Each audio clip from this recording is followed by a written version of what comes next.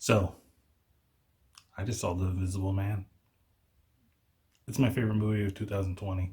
So, The Invisible Man, wow. Dude, the trailers do not do this movie justice because this thing is good. It's really good. There's some things, no movie's perfect and everything. You're always going to find some kind of flaws, but overall, if you're just looking for a good, intense thriller, then this is it.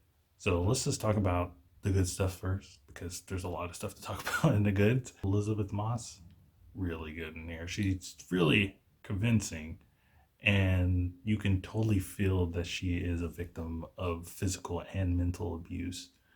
And she's great performance.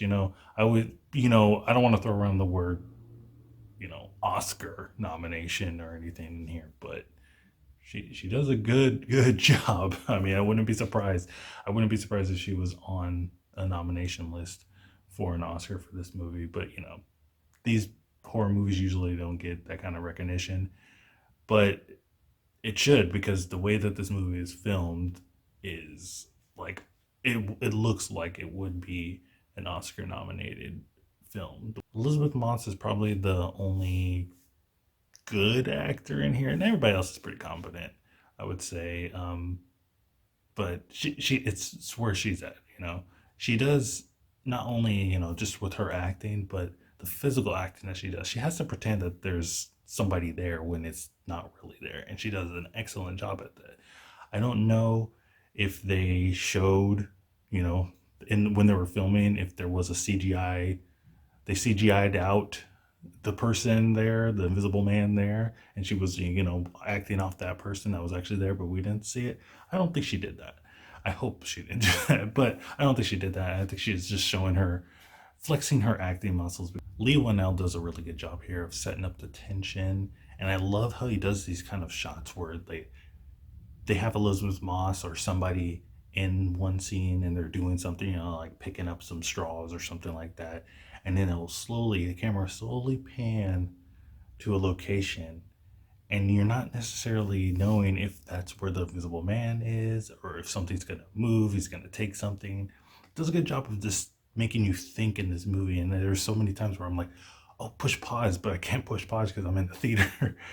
Definitely want to go check this out. Like when it comes out on video, and I can just like go back to those scenes and see if I missed anything. I really love when movies do that. Now for the bad things, the suit's kind of funny, and I wish they kind of explained that. Well, I guess it's just like spoiler alert. He's in a suit, but I mean, you saw from the trailers. It's just kind of funny. I wish they kind of explained just a little bit more how he was able to, you know, turn invisible. I kind of figured that the reason why he turned invisible is because he used a whole bunch of cameras and he bounced light off and made himself invisible. I mean, it's not a new concept, but I just wish they kind of just expanded the Invisible Man's backstory a little bit more. And some of the dialogue in this movie is not good. It's kind of cringe.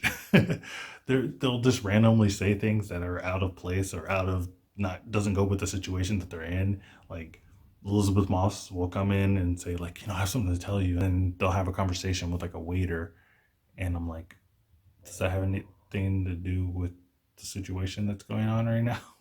But overall, this movie, loved it to death, man. This is, like I said, it's my favorite movie right now.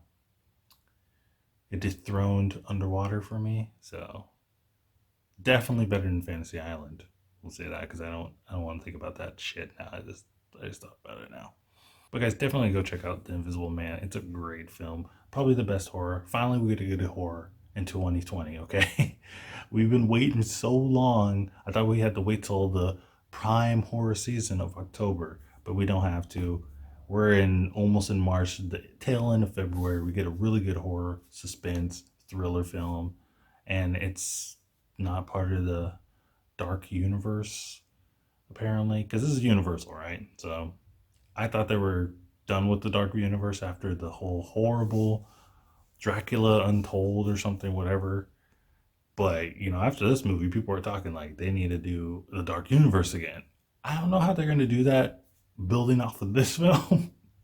I really don't know. I can't see Dracula and the the thing from the lagoon in this universe. If they could do it, if they can find a way to do it, I'd be really surprised and very intrigued. But one off with this, I'm good. I don't need to see Invisible Man 2 or anything like that. Leave it like this. But Universal's been wanting to do something like this for a long time, so maybe they'll just find a way to destroy things. So guys, let me know what you think of the Invisible Man in the comments down below. Do you like it? Do you hate it? Let me know. Let's have a discussion. Also check out my Twitter so you can stay up to date with my channel. And also check out my Letterboxd so you can see a written review from this movie and other movies of 2020. And as always, guys, keep watching movies.